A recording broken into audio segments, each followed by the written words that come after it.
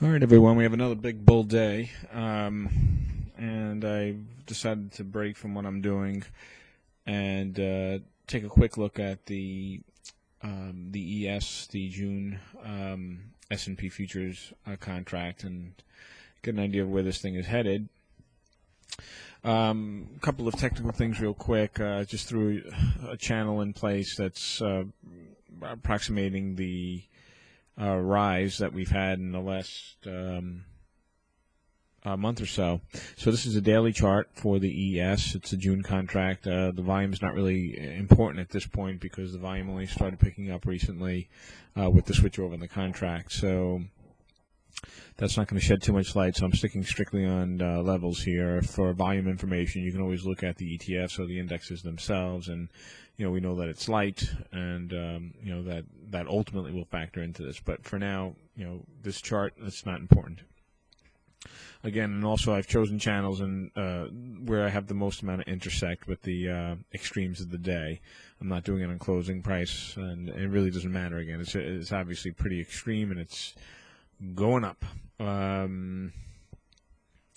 I've thrown into the mix the fib grid, and it's an interesting way of looking at how far these things can go. Once we had this break above the 1140 area on this particular contract, we knew that there's a good chance that this is going to extend and it's going to get some legs. Right? We're hoping that it doesn't get too much leg, and we're hoping that this is going to be the point where she breaks. But in reality, independent of our current circumstances from a technical standpoint, when you view this type of formation, one of the advisable techniques to get a sense for how far this baby can run is to actually grab a fib from the bottom point, the V, and drag that all the way up to a level where the 38%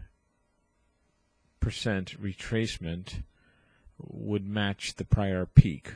So that's in this area over here, and that's at 1140 something area, 1142 in this case, level. So you notice that the fib grid is dragged up. It aligns with the 38%.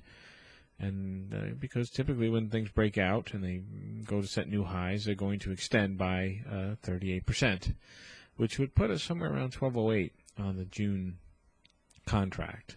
Then I also, I like to kind of figure out how does that play in terms of a, EWT. Do I see an EWT that kind of supports that? And perhaps we have one. Perhaps we have a wave 1, a wave 2, a wave 3, wave 4, and then a struggling wave 5. I don't know. It's really hard to say at this point. But it is safe to say that 1208 is a very real target.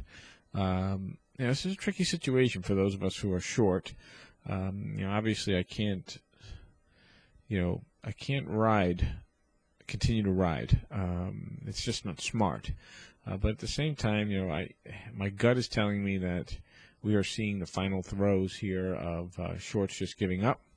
And I would certainly hate to yield over my positions and then have to time taking those positions back. But then again, that is a professional thing to do.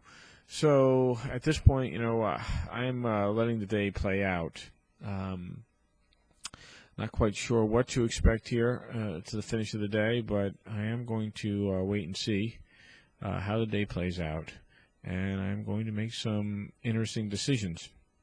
Now, just looking real quickly at the 5-minute chart, we do see a shift over in the volume. We see some selling picking up, a slowdown in the buy,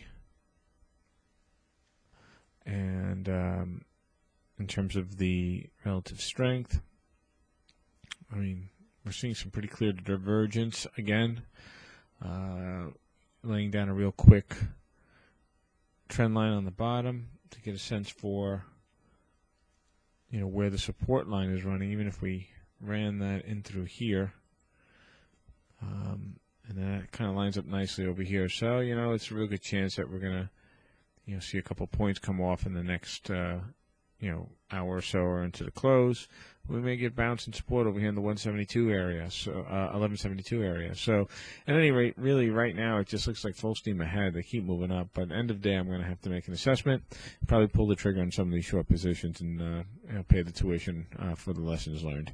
All right, that's the skinny.